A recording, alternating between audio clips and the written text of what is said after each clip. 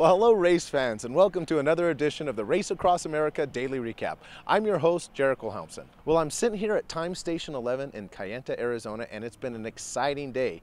The teams are making their way through the west, moving into southern Utah and Colorado, while the solo racers are moving through Colorado into Kansas. And I'll tell you what, the solos are experiencing a lot of rain, the teams are experiencing a lot of heat. Let's check in with Ryan Van Duzer to see exactly what those teams are doing. Ryan, take it away. Well, good morning from the desert. I got 3 amazing hours of sleep last night on top of the media van, and now it is time to hit the road and find these guys who have been riding their bikes all night long.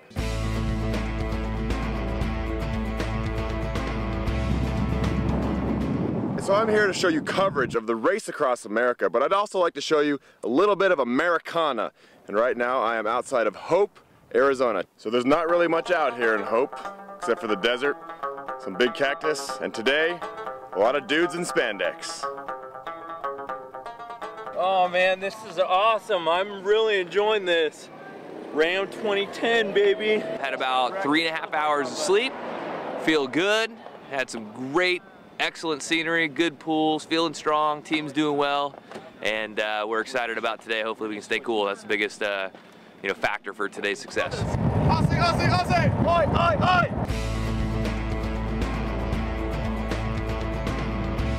Good, good, good. Looking happy. Thank you, having a good time. Here we are at Time Station number 6 in Congress, Arizona. And this is a special one because there's a cool bike club out of Phoenix called the Bull Shifters, and they've made this one a little more special than the other time stations. Well, what we have here is a swimming pool that the riders or the crew can get into to cool off. We have t-shirts that we've collected that we give away for souvenirs, especially people from foreign countries want those. Oh yeah! Thank you to the Bull Shifters! Now I'm headed up the dreaded Yarnell grade. It's a long one. These guys are suffering, but they're doing good.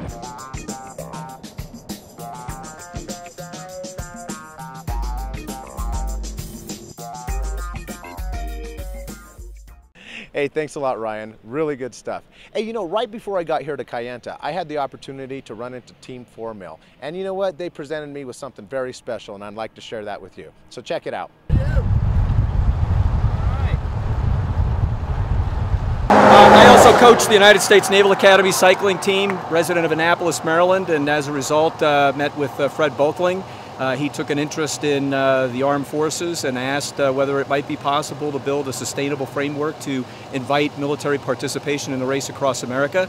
As a result of our conversation, we decided to form a team, and so Team 4 Mill was born this year with the intent of creating that sustainable framework for the United States Armed Forces and to invite participation by other international armed forces members. In the tradition of the United States Armed Forces, commanders traditionally print a Commander's Challenge coin. On very special occasions and for notoriety, the coin is presented to unique individuals, and so we have the opportunity to present this to you today, and I've got to get ready to ride.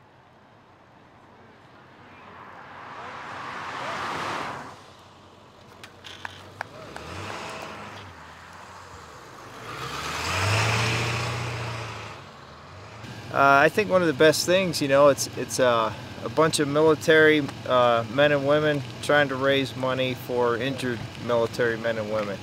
So I mean, I jumped at the chance to get on the team and do it. So I think it's awesome. Troops supporting troops. I mean, it doesn't get much better than that, right? And then the RAAM, you know, it's just a great way to team build, you know, and put all that military experience to work. And I think we're doing all right for a rookie team. I hope so.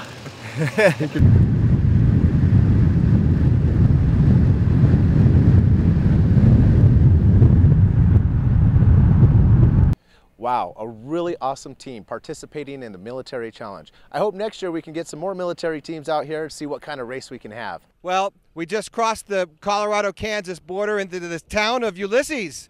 1,300 miles deep into this 3,000-mile journey. The riders have had a long, hard road thus far. Sleep deprived, food deprived, everything deprived. They've even probably hallucinated a little bit. And if they rode through this town and thought they saw a pink Volkswagen, well, I stopped to make sure. This baby's for real. Do you have any good hallucinations yet? Any What? Hallucinations? Not yet, but I'm sure it's coming.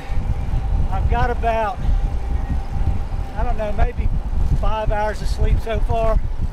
Have you slept at all? Yeah, I slept tons. I got over 3 hours yesterday. Any hallucinations yet? Yeah, there was some earlier on, a little bit, but nothing too bad so far. You got anything you want to say to your fans? Say hi to my wife and kids. Va bene? Va bene, brava. Sì, dai, abbastanza bene, via.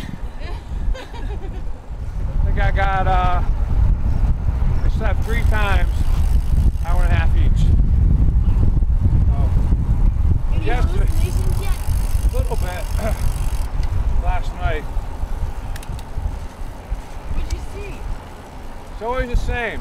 Along the white line, vegetation. It looks like elf shoes. Vegetation comes alive. It's crazy. Up on Kachara Pass there. Every time it's the same. So when I'm aware of it, I'm telling the crew, like, look, you know. Well, there you have it. The pig is real, the elves are not, and I am tired.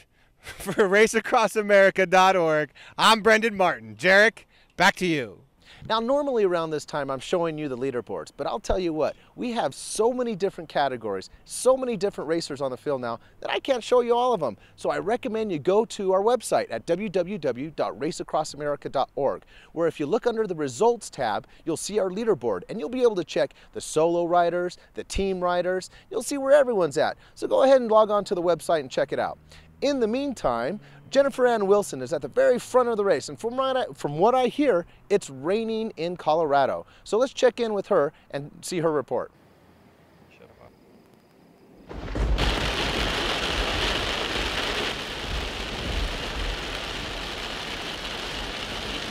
Oh, wow. That was just a sample of what we went through last night, Jarek, and I gotta tell you, it was kind of a nightmare. The rain was coming down so ridiculously hard that we could barely see the front of our car at many moments. The wind was blowing, there was lightning everywhere. We saw it strike down and hit the ground in many moments. Behind us over there, there was a funnel cloud that scared me to death. Thankfully, it didn't turn into anything, but man, there were some scary moments last night. I was nervous for our riders. Yuri continued to try to ride in the rain. He did end up having to stop for a nap. We're gonna go check in with Yuri and his crew right now just to see exactly what they went through. It was kind of scary, definitely. The clouds were almost down to the ground. And the lightning's in between. Were you scared that the lightning was gonna hit him? Big time. How are you feeling? Good. Not good because of rain, but good. But you're good. Yeah. You can handle a little rain, right? Yeah. I'm not for sugar. I should go. All right, ride hard. Bye. So apparently Yuri continued to ride, but he did use the opportunity to take a nap. We're at the time station right now. Barbara should be coming through in just a few minutes, and we'll see how she fared in this ridiculous weather. It was storming pretty bad, but not really on the road. We started at about 4:30 in the morning. It was okay. Yeah, of course, and with a lot of wind, headwind. So according to all the online weather reports we found, this storm is moving northeast, which doesn't bode well for us. But we're keeping our fingers crossed and praying for sunshine and rainbows. Hey, thanks, Jennifer, and stay dry out there. Well, folks, the race is in full swing. We have our teams moving across the country, we have our solos moving across the country, and they're all gonna meet in Annapolis, Maryland. And we'll see who gets there first. So in the meantime, we'll see you out there on the Race Across America.